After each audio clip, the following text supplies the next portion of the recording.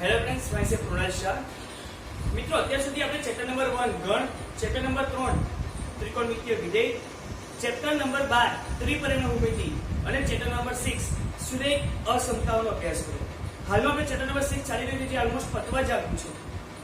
પરંતુ આ revision week છે, જેની અંદર આપણે એક ચેપ્ટર રિવિઝન કરીશું. ચેપ્ટર નંબર 1 અને ચેપ્ટર નંબર 3 નું ઓલરેડી આપણે રિવિઝન કરી ચૂક્યા છે.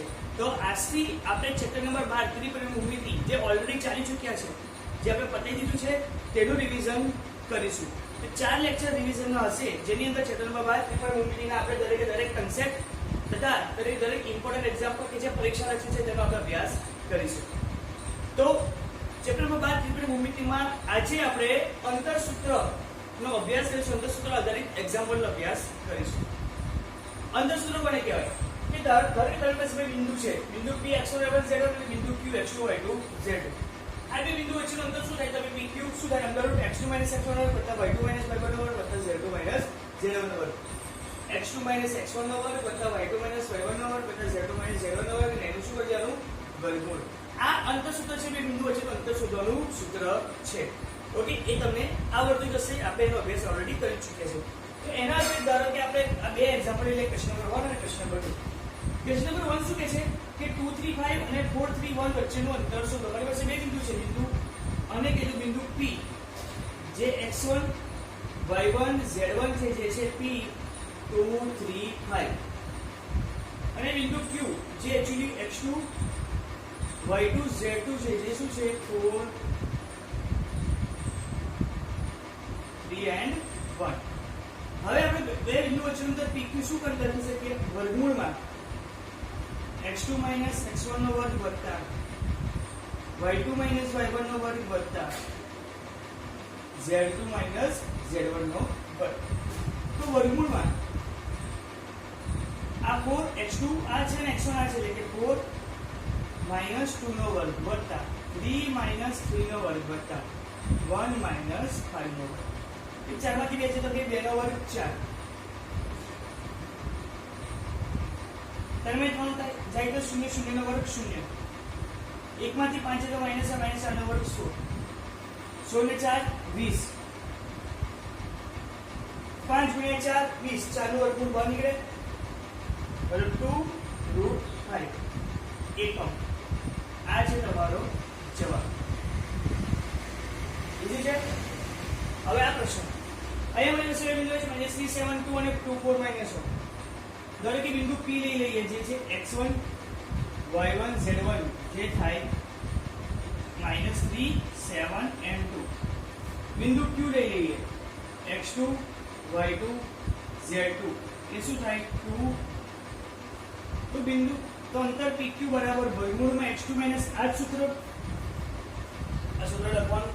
હવે x2 આ છે, x1 આ છે, મતલબ 2 માઈનસ થી થઈ જાય +3 નો વર્ગ, 4 - 7 નો વર્ગ, -1 - 2 નો વર્ગ, 2 + 3 5, 5 નો વર્ગ 25, 4 - 7 - 3, -3 નો વર્ગ 9, -1 - 2 - 3, -3 નો વર્ગ ફરીથી 9, 25 ને 9 34, 34 ને 9 43. તો અહીંયા આવે વર્ગમૂળમાં 43 એકમ. આ થાય તમારો જવાબ. ઓકે, બંને પ્રશ્ન ખૂબ જ ઈઝી છે. એકવાર તમે જોઈ લો, એને ઉતારી દો, પછી નેક્સ્ટ લેસન આપણે આગળ વધીએ.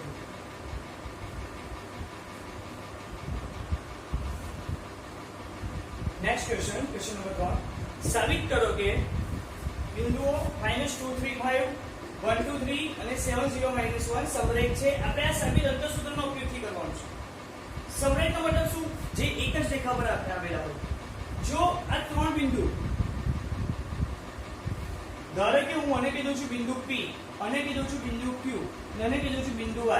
જો તે ત્રણેય બિંદુ એક જ રેખા પર આ રીતના આવેલા હોય, P Q અને R, તે સમરેખ કહેવાય. હવે આપણે સાબિત કેવી રીતના કરાય?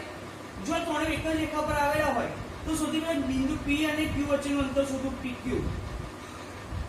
Q અને R વચ્ચેનું અંતર શોધો, QR. અને p અને r વચ્ચેનું અંતર શોધવું જે થાય pr. જો ત્રણેય સમરેખ હોય તો આપણે એવી કન્ડિશન સેટિસ્ફાઈ થાય જ્યાં pq વત્તા qr બરાબર pr. મતલબ આ બે બિંદુ વચ્ચેનું અંતર, આ બે બિંદુ વચ્ચેનું અંતર, હવે બીજા બે બિંદુ વચ્ચેનું અંતર, જો કોઈ પણ બે અંતરોનો સરવાળો ત્રીજા અંતર જેટલો થાય તો કહી શકાય કે આ બિંદુઓ સમરેખ છે. તો સૌથી પહેલા હું pq શોધી લઉં છું. સૂત્ર આપણી પાસે એકનું એક જ છે, જે આ છે x2 - x1 + y2 - y1 + z2 - z1 વર્ગ, એનું થાય વર્ગમૂળ. તો આ x1 y1 z1 અને x2 y2 z2 લઈ લઈએ તો 1 માઈનસ માઈનસ એટલે કે 1 + 2 નો વર્ગ, 2 - 3 નો વર્ગ, 3 - 5 નો વર્ગ, 1 + 2 એટલે 3, 3 નો વર્ગ 9, 2 - 3 - 1 - 1 નો વર્ગ 1, 3 - 5 - 2 - 2 નો વર્ગ 4, 9 ને 10 10 10 ને 4 14. તો pq શું થાય? વર્ગમૂળમાં 14 એકમ. એવી જ રીતના qr, આ બિંદુ q, બિંદુ r, એટલે 7 - 1 નો વર્ગ, 0 - 2 નો વર્ગ, -1 - 3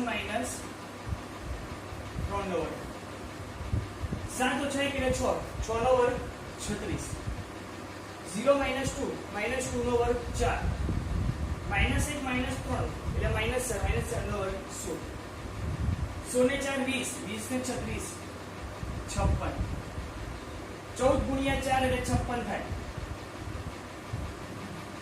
4 નું વર્ગમૂળ બને 2, વર્ગમૂળમાં 14.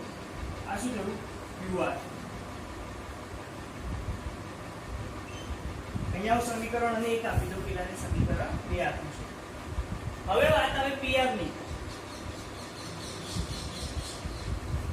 x1 y1 z1 અને x2 y2 z2. તો 7 માઈનસ માઈનસ 7 + 2 નો વર્ગ, 0 - 3 નો વર્ગ વત્તા -1 - 5 નો,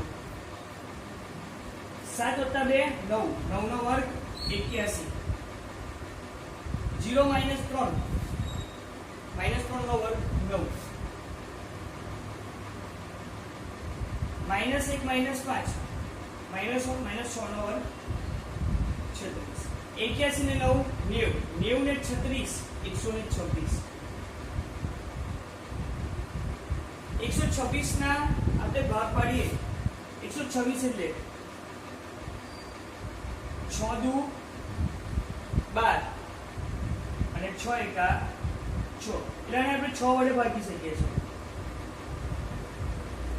21 × 6, હવે 21 એટલે 7 તરી 21 અને 2 એટલે 2 × 3. તો જો આપણે 7 દુ 14 લઈએ, 3 તરી 9 લઈએ, એકચ્યુઅલી આપણે લખી શકીએ 14 × 9, 9 નું વર્ગમૂળ 3, 3 વર્ગમૂળમાં 14. આ શું થયું? pr. હવે તમે ઓબ્ઝર્વ કરો, pq વત્તા qr કરું બરાબર શું થાય? pr. કારણ કે વર્ગમૂળમાં 14 તો 2 વર્ગમૂળ છે બરાબર 3 વર્ગમૂળમાં 14. આથી pqr શું થાય? સમરેખ. ક્લિયર છે? આપણે ખાલી બે બિંદુ વચ્ચે અંતર શોધવાના છે, કોઈ પણ બે અંતરો સાથે અંતર જેટલું થાય એટલે આપણે સમરેખ કહી શકીએ. ઓકે, બહુ જ ઇઝી એક્ઝામ્પલ છે. ચાલો તમારે નેક્સ્ટ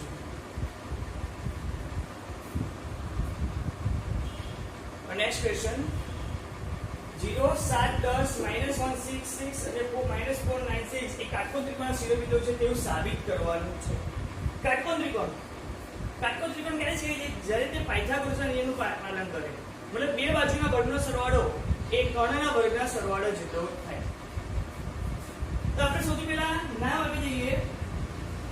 અને આપણે કહીએ છીએ બિંદુ P, અને આપણે કહીએ છીએ બિંદુ Q, અને આપણે કહીએ છીએ R. સૌથી પહેલા હું PQ શોધું છું. સૂત્ર આ છે x1 - x1 y2 - y1 z2 - z1 એનું વર્ગમૂળ. તો -1 - 0 નો વર્ગ, 6 - 7 નો વર્ગ, 6 - 0 નો વર્ગ, -1 - 0 એટલે કે ફરી પર -1 - 0 નો વર્ગ, 6 - 7 નો વર્ગ અને 6 - 10 નો વર્ગ. સોરી અહીંયા છે 6 - 10 નો વર્ગ. -1 - 0 એટલે કે -1 - 1 નો વર્ગ એટલે 1.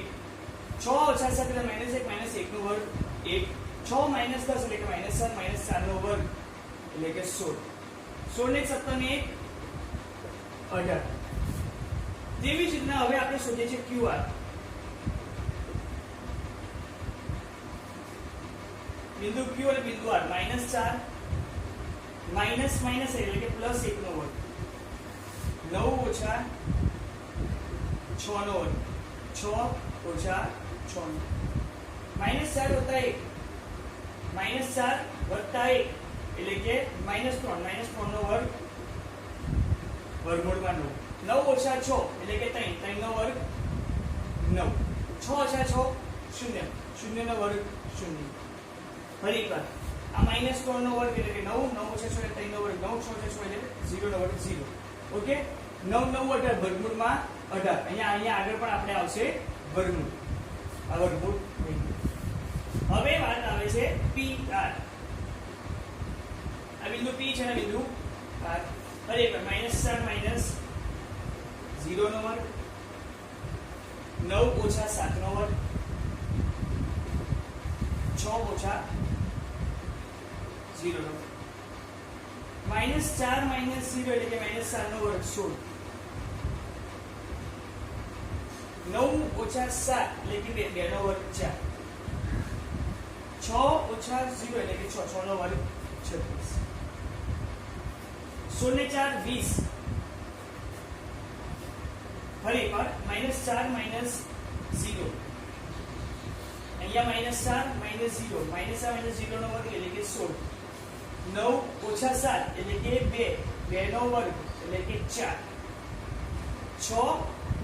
6 - 10 આવશે સોરી અહીંયા આવશે -10 નો વર્ગ એટલે કે 6 - -10 એટલે -4 નો વર્ગ એટલે કે 16. 16 - 32 4 થઈ જાય 36. હવે આપણે ઓબ્ઝર્વ કરીએ આપણે પાયથાગોરસ પ્રમાણે શું બે બાજુનો વર્ગ જોઈએ તો PQ નો વર્ગ શું થાય છે PQ નો વર્ગ PQ બરાબર વર્ગમૂળમાં 18 તો PQ નો વર્ગ એટલે કે 18. એવી રીતે QR બરાબર વર્ગમૂળમાં 18 છે PR બરાબર વર્ગમૂળમાં 36 છે માટે હું અહીંયા લખી શકું છું QR નો વર્ગ એટલે એ 18 તથા PR નો વર્ગ એ શું થાય 36. હવે તમે આપણે ઓબ્ઝર્વ કરીએ તો PQ નો વર્ગ વત્તા QR નો વર્ગ બરાબર PR નો વર્ગ થાય છે કારણ કે 18 ને 18 36. કોઈ પણ બે બાજુનો વર્ગ એ ત્રીજી બાજુના વર્ગ બરાબર થાય એટલે PR કાટકોણ ત્રિકોણ ન થાય. PR કર્ણ તથા બિંદુ Q કાટખૂણો બને. આથી સાબિત થાય છે કે આ ત્રણ બિંદુઓ ક્યાં છે કાટકોણ ત્રિકોણના શિરોબિંદુઓ છે.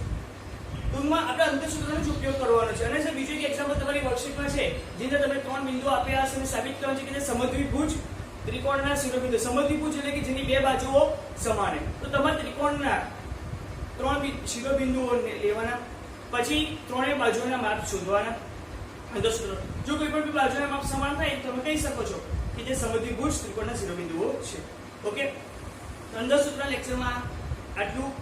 મોસ્ટ ઓફ એક્ઝામ્પલ જે પરીક્ષા લક્ષી છે અંતઃસૂત્ર તેને આપણે આજે કવર કર્યા છે. નેક્સ્ટ લેક્ચરમાં નવા કન્સેપ્ટ સાથે આપણે આગળ વધીશું. Okay thank you.